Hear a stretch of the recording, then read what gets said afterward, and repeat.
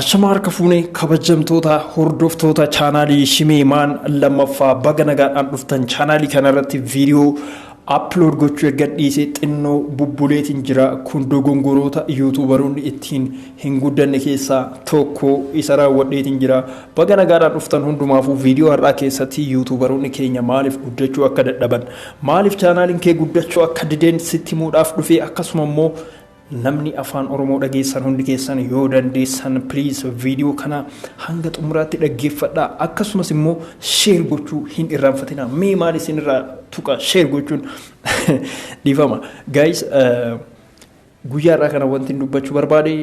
waan baay'ee nama hundumaa jijjiiruu danda'uudha akka ilaalcha kootitti waan baay'ee namoota hundumaa fayyaduu danda'uudha Yutubaroonni keenya guddachuu maaliif dadhaban icciitii kanaan isinitti hima hojii xixiqqoo Yutubaroonni ittiin guddachuu dadhabu keessaa tokko chaanaalii yuutuubii ni banataa viidiyoo ofii isaatii hojjete uploading godhu viidiyoo muuziqaa namaa ta'a yookiin immoo viidiyoo namarraa fudhata yookiin Facebook irraa fidee upload godha viidiyoon sun Facebook irratti ilaalameera hojii isaa kan ta'e inni beekama hin guddatu tokkoffaa viidiyoo chaanaalii banannaan ofii keetiif jalqabe amma bani amma jalqabe viidiyoo bareedaa waraabi ergaa bareedaa dabarsi yookiin immoo waan namni ni barbaada jedhu wayii hojjedhu geem illee haa ta'u geemis taphachuu haa ta'u akka addunyaa keenyatti Yutubaroota gurguddoon jechuudha kan qabeenyaan illee miiliyoonara ta'an kan ji'a takkatti qarshii Itoophiyaa miiliyoona 50 ol 60 ol kafalamuuf ji'a ji'aan isiniin jedhaa warra geemii taphatudha warra waan guddaa hojjetu warra oduu dhiyeessuu miti akka Keenyaa kana miidiyaa kan galabbatee kana dubbisee kana namni fudhataa laata kana barbaadu laata kana ammoo wayi akkana naan jedhu kana wayi gara siyaasatti fudhatu kana ammoo wayi paartii kana deeggarta naan jedhu osoo hin jedhin jechuudha isaan geemii qofa taphatee dhufee guyyaatti gizee takka yookiin torbanitti gizee 2-3 taphatee hin deemaa ji'aan qarshii kana ni argata qarshiin sun eessaa dhufe qarshiin sun namoota chaanalii isaa Sabscribe godhanirraa hin dhufne diinaariin hin dhuftu nama chaanalii namaa Sabscribe godherraa jechuudha mallaqni argamu hin jiru Sabscribe irraan argamu like irraan argamu share irraan argamu sharein akka namni baay'ee ilaalu gootan Sabscribein akka ofii keessaniif viidiyoon gizee biraa namni sun hojjetu isinitti dhufu gootan hiikkaan isaa jechuudha likein immoo akka share godhutti fayyada YouTube irratti viidiyoon tun jaalatamtuudha jedhee nama birootti dhiyeessa viidiyoo like godhamte viidiyoo like baay'ee qabdu san dislike illee yoo gootan jechuudha homaa miitan okay dislike yoo gootan jechuudha homaa miitan baay'ee miitan jechuudha namoonni baay'een dislike godhu dislike gochuudha yaada kennuu baradhaa ilaalchi saba keetii yoo guddaa ta'e atillee saba kee keessatti nama guddaa taata waan ta'eef ilaalcha saba keenyaa warroonni waa beektan waan beektan nutti himaa isaanitti illee himaa nutti illee himaa walumaa galatti jechuudha himamuu qaba jechuudha beekumsi tokko so guys oromoo bira dogongora tokkotu jira saba keenya bira dogongora tokkotu jira oromoo jechuun hayyuu qabaa beekaa qabaa gurguddaa qabaa hiyyeessa qabaa dureessa qabaa jechuudha saba guddaadha afaan takkaan oromoo akkana rakkoo qaba jedhee bira taruun barbaadu namoota hayyuu ta'antu jiru namoota wanti hundumtuu galee fiddiraa namoota immoo baay'een galiniifitu jira ani kan jechuun barbaade namoota hin galiniif kanneeniif jechuudha okay kanaafuu kabajamtoota hordoftoota saba kiyya nama afaan kiyya dhageessan hundi keessan jechuudha dogongorri akka sabaatti nu bira jiru nama yuutubara ta'e tokko jechuudha akka hin guddanneef sababni jalqabaa saba isaati jechuudha sabni sun teknoolojii tokko keessatti yookiin jijjiirama dhufaa jiru keessatti hangam tokko dammaqee jira dammaqiinsi saba tokko nama tokko irratti jijjiirama guddaa agarsiisa sabni keenya gama teknoolojii yuutuubiitiin hin dammaqne eessan dammaqee jira gara feesbuukiitiin dammaqee jira amma yeroo kanatti jechuudha weeraree jira feesbuukii irratti jechuudha baaqaa sirriidha gaariidha waan gaariidhaaf itti fayyadama gama yuutuubiitti illee koottaa akkasumatti jechuudha dammaqiinsa guddaa yuutuubiin immoo faayidaa isiniif kenna diinagdeedhaan mallaqa ni argamsiisa fakkeenyaaf mallaqa hojjechuudhaaf namni chaanaalii yuutuubii banachuu danda'a biyya keenya keessatti mallaqa hojjechuudhaaf chaanaalii yuutuubii ani hin banannee mallaqaaf hin hojjennee hojjechaa jiru mallaqaaf jedheen hojjedhu garuu nan beeka yuutuubiin akka mallaqa argamsiisu jedha yuutuubarii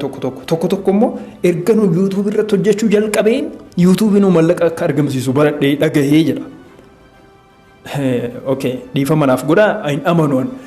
namni YouTubein mallaqa akka hin argamsiisne akka argamsiisu osoo hin beekin YouTube banatee hin jira jedhee yaadu. YouTubein mallaqa ni argamsiisa mallaqa keessaallee mallaqa baay'ee argamsiisa yoo isin jabaa taatanii hojjettan. Okay baay'ee gaariidha koottaa hojjedhaa. Mallaqni xiqqaadha jedhee waanyummaa akkasiin qaba jechuudha ifuman isinitti himaa jira. Mallaqa gaarii ni kafalaa cimina keessantu murteessaadha. Itti fayyadamaa yoo dandeessan banaadha karaan naman dhibu. Okay ilaalcha akka sabaatti immoo jechuudha. YouTuberri tokko mallaqaaf hojjete jettanii yaaddanii chaanaalii isaa osoo subscribe hin godhin viidiyoo isaa osoo like hin godhin dislike jala gootanii deemtu jechuudha. Koomentiin taane kennitanii deemtu jechuudha. So wanta kana sun isinuma miidha deebi'ee isinuma miidha isintu duuban jira fakkeenyaaf namni sun subscribe 100 akka qabaa jiru isin subscribe osoo hin qabaatin isa dislike gootan namni gochi sun deebi'ee isin ragaa gaafa biraa isin YouTubera ta'uu yoo barbaaddan namni waanuma isin kaleessa raawwatan san isin irratti raawwata jechuudha. Qajeela sammuu banaa sammuu mallaqni isin irraan argamu YouTubein haga fedhi kafalaa yoo oole isin irraa miti kan fuudhu isin fakkeenyaaf wifi fayyadamtu ji'arraa haga ji'aa jennu fakkeenyaaf mallaqni keessan kan ba'ee jira wifi'tti kan namaa fayyadamtu namni sunillee wanti baasu hin jiru namni wifi sunillee teeleedhaaf gisee takka birrii xiqqoo wayii kafala isuma jechuudha. Siistemii mataasaa danda'e haala mallaqni itti sochoosuu qaba Google fi YouTubein waliin ta'anii jechuudha. Rakkinni guddaan namoota wanti YouTuberoonni hin guddanneef jechuudha. Ilaalcha saba isaanii keessa jiru fakkeenyaaf saba biroo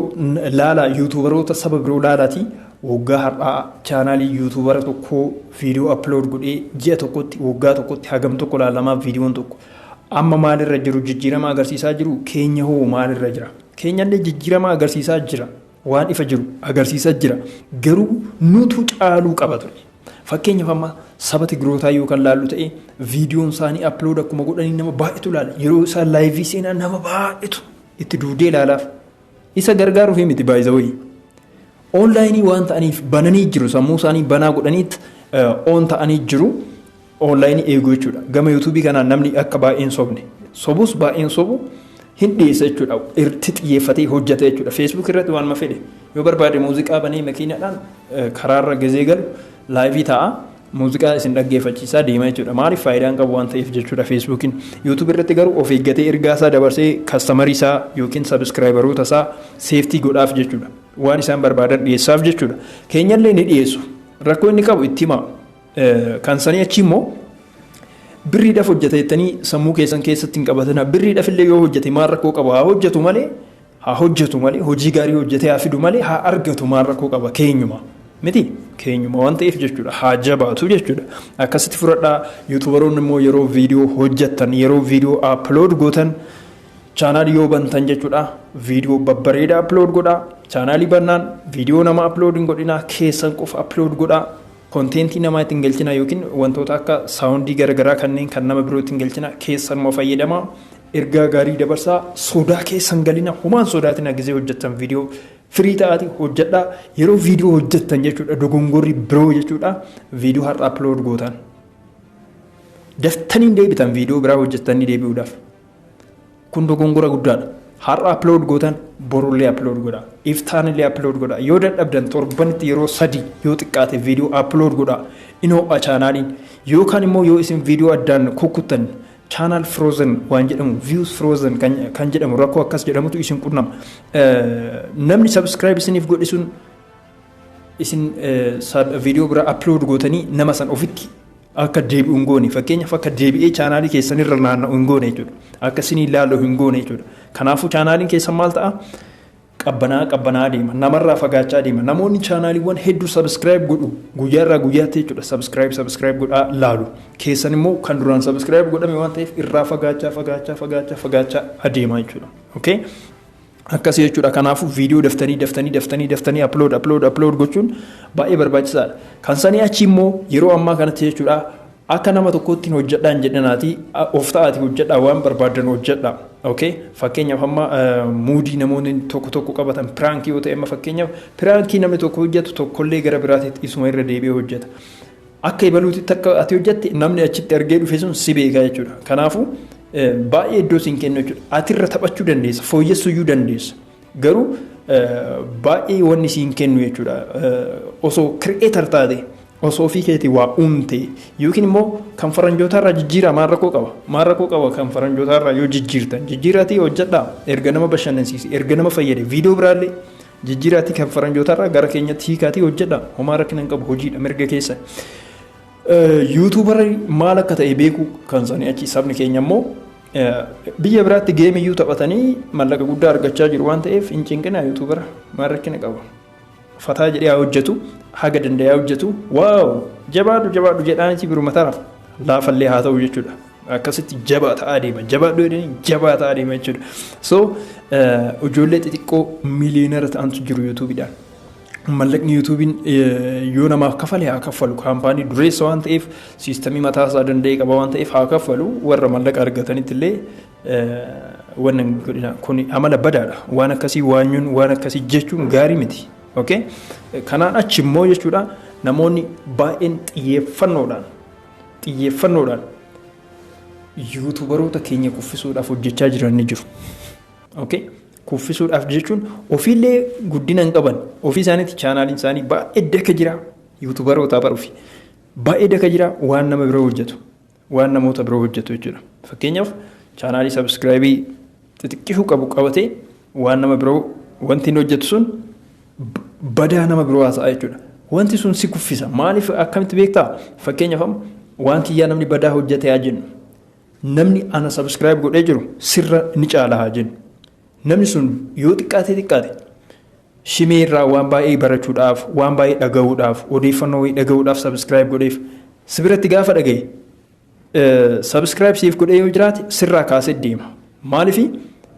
wanni ati jettu sun dhugaarraa kan fagaate ta'uu ni mirkaneeffata. Maaliif ana biratti argee jira dura mirkaneeffateera. Ana qofa bira osoo hin ta'in bakka biraatis mirkaneeffatee jira jechuudha. Kanaafuu wantoota maqaa namaa yeroo kaastan waan badaadhaan kaasina positive ta'ati kaasa karaa gaariidhaan kaasaan isiniin jedha. Ilaalcha saba keenyaa nummaan yoo hin fooyyessin ilaalcha ijoollee keenyaa nummaan yoo irratti dubbannee hin fooyyessin namni biraa dhufee nu hin fooyyessu waan ta'eef chaanaalii keenya yoo argitan please subscribe osoo hin godhin biran tarinaa. Gorsi kun gorsaa baay'ee gaariidha. Chaanaalii lammaffaa sababni baneefis jechuudha wantoota kanarratti hojjechuudhaa fi chaanaalii yuutuubii banatanii namoonni dafee isinii guddachuu didee rakkoowwan kanneen fooyyessaa rakkoowwan kunneen isaan jalqabaati rakkoon biraa hin jiru tambineelii barreessaa hojjedhaa jecha barreessatan irratti maqaa moggaastan yookiin mata duree taayitilii barreessitan sirriitti ergaa keessa jiru san kan ibsu godhaati hojjedhaa waan dhugaatee hojjedhaa kan sanii achi geemis yoo ta'e jechuudha sirriitti biqaatii keessan dandeettii keessan agarsiisaatii taphadhaa atiraakti godhaa jijjiira sammuu namaa namni yeroo ammaa kana waan siiriyees ta'e dirqama jechuudha ajandaa siiriyees ta'e ajandaa cinqaa yookiin ajandaa oduu haala biyyaa haala yeroo wanti kun nama ifachiisaa jira jechuudha. Kanaafuu taphachiisaa namni tokko geemillee yoo taphachiistan yoo barsiistan akkasumas immoo waan faranjoonni godhan hundayyuu isaan nu dura raawwatanii nu duuban jira. Waanuma isaan godhan saniyyuu godhaatii ilaalcha saba keenyaa jijjiiraa hin sodaatinaa yuutuubaroonni immoo sodaarraa bilisa ta'aa hojjedha. Okay? Thank you very much. Ani Shime maanin ture gorsa har'aaf qabu isiniif qoodatiin jira. Naaf ulfaadhaa. Baay'een isin jaaladhaa. Viidiyoo birootii walitti deebinaa. Bye.